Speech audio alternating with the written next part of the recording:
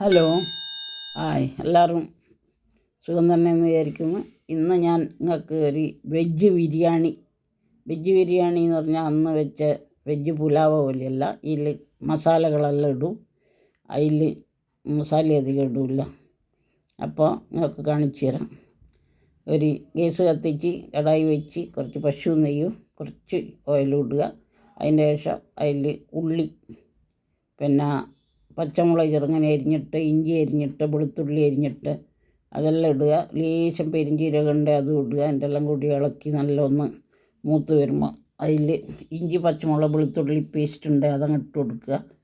അത് ഇളക്കിയതിൻ്റെ ശേഷം എല്ലാ പച്ചക്കറികളും മുറിച്ച് കഴുകി വാരി വെച്ച് ഇട്ട് കൊടുക്കുക. എല്ലാം നിങ്ങൾക്ക് ബീൻസ്, ബട്ടാണ, ഫ്ലവർ, പിന്നെ എന്ത് നല്ല പച്ചക്കറിയുള്ള എല്ലാ പച്ചക്കറിയും, ഉരുളക്കിഴങ്ങ് ഇഷ്ടമുള്ള അത് ഇടാം. എന്ത് നല്ല ഉള്ള പനീർ എല്ലാം ഇട്ട് അതിൻ്റെ ലേശം ഉപ്പ് ഇട്ട് കൊടുത്തിട്ട് അതിനൊന്ന് നല്ലോണം 2 മിനിറ്റൊന്ന് നല്ലോണം ഇളക്കിയെടുക്കുക. അതിൻ്റെ ശേഷം അതിൽ ലേശം മഞ്ഞൾ, ലേശം മുളക്, പിന്നെ കുറച്ച് പട്ടകറമ്പിൻ്റെ പൊടി, കുറച്ച് ചിക്കൻ മസാല, കുറച്ച് മട്ടൻ മസാല, പിന്നെ കുരുമുളക് പൊടി എന്നങ്ങനെ എല്ലാ മസാലകളും എല്ലാം കുറച്ചിട്ട് കൊടുക്കുക. അതിൻ്റെ ഒന്ന് നല്ലോണം അതിനെ വറുത്ത് ഇളക്കിയെടുക്കുക. ഒരു 2-3 മിനിറ്റ് നല്ലോണം ഇളക്കിയെടുക്കുക. അപ്പോൾ നിങ്ങളടുത്തുണ്ടെങ്കിൽ കുറച്ച് കരുവേപ്പില, പുതിന, പിന്നെ മല്ലിയില എല്ലാം മുറിച്ചിട്ടെല്ലാം റെഡിയാക്കി വെക്കുക.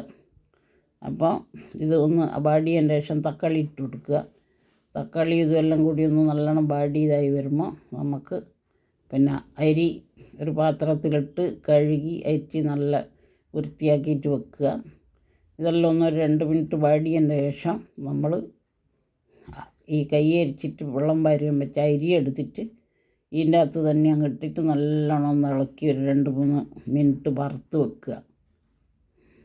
പിന്നെ നിങ്ങൾക്ക് അപ്പോഴൊക്കെ ഒരു ചെമ്പിൽ വെള്ളം എടുത്തിട്ട് അതിൻ്റെ ഇപ്പുറത്ത് അടുപ്പത്ത് വെച്ചിട്ട് തിളപ്പിക്കുക. എന്നിട്ട് ഇതിന് വേണ്ടുന്ന അരി ഇത് വാടിയെന്ന് കാണുമ്പോൾ അരി ചെരിഞ്ഞ് ഒരു 2-3 മിനിറ്റ് നേരത്തേക്ക് വറുത്തതിൻ്റെ ശേഷം പിന്നെ ഈ പതപ്പിക്കാൻ വെച്ച വെള്ളം, പതപ്പിച്ച് കഴിഞ്ഞ വെള്ളം ഇത് ഇളക്കി 2-3 മിനിറ്റ് പൊരിഞ്ഞെന്ന് കാണുമ്പോൾ ഈ വെള്ളം എടുത്ത് അതിൽ ഒഴിച്ച് കൊടുക്കുക. അങ്ങനെ എന്നിട്ട് നല്ലോണം ഇളക്കി പിടിച്ച് നല്ലോണം ഒന്ന് അതിന് വേണ്ടുന്ന ഉപ്പിടുക. നല്ലോണം ഒന്ന് ഇളക്കി വറുത്ത് ഇട്ടെടുക്കുക. അപ്പോഴൊക്കെ ഈ അരി ഇട്ട പാത്രത്തിൽ തന്നെ കുറച്ച് പശു നെയ്യിലിട്ട് കൊടുക്കുക. അതിൻ്റെ ശേഷം അരി ഇട്ട പാത്രത്തിൽ കുറച്ച് വെള്ളം അപ്പുറത്ത് അടുപ്പത്ത് വെച്ച് തിളപ്പിക്കുക. അങ്ങനെ കുറച്ച് എണ്ണയും പശു നെയ്യെല്ലാം വേണം. അരി വറുക്കുമ്പോൾ മേലിട്ട് എല്ലാം അതിൽ വറുത്ത് ഒരു 2-3 മിനിറ്റ്, കയറി വന്നാൽ 5 മിനിറ്റ് വറുത്ത് ഇളക്കിയെടുക്കുക. അതിൻ്റെ ശേഷം കൊത്തമ്പരി ചപ്പോ, പുതിനയോ എന്തെല്ലാം ഉള്ളത് അതെല്ലാം നിങ്ങൾക്ക് അതിലിടാം. പിന്നെ ബിരിയാണി മസാല ഉണ്ട്, അതും നിങ്ങൾക്ക് അതിൻ്റെ അകത്തിടാം. എല്ലാം കൂടി ഇളക്കി അതിന് വേണ്ടുന്ന ഉപ്പ് ഇട്ടിട്ട് എല്ലാം ചേർത്തിട്ട് നാമൽ വെച്ച് വെക്കുക. എല്ലാം അതിന് പാകത്തിനുണ്ടോയെന്ന്.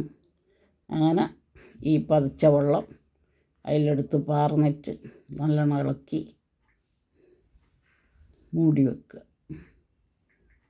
അതിൻ്റെ ശേഷം നമ്മൾ വേറൊരു കടായി വെച്ചിട്ട് കുറച്ച് അണ്ടിപ്പരിപ്പ്, മുന്തിരിങ്ങ നമ്മൾ ഈ ആദ്യം വറുത്ത് കോരിയിട്ടില്ല, അതിൻ്റെ ശേഷം വറുത്ത് കോരി വെക്കുക.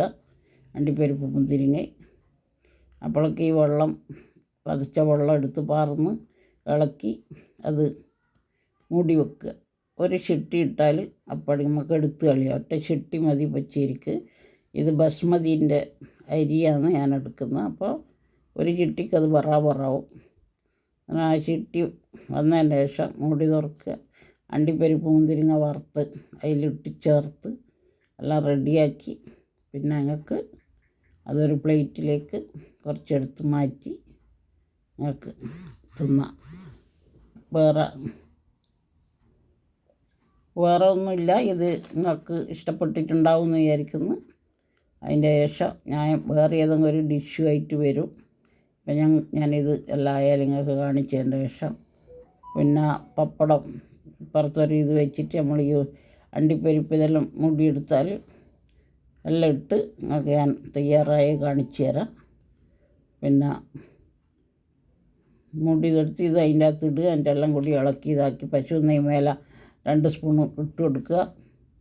ഇത് നിങ്ങൾക്ക് ഇഷ്ടമായാൽ നോക്കുക. ഞാൻ വേറെ എന്തെങ്കിലും എടുത്ത് വരാം. ബായ്.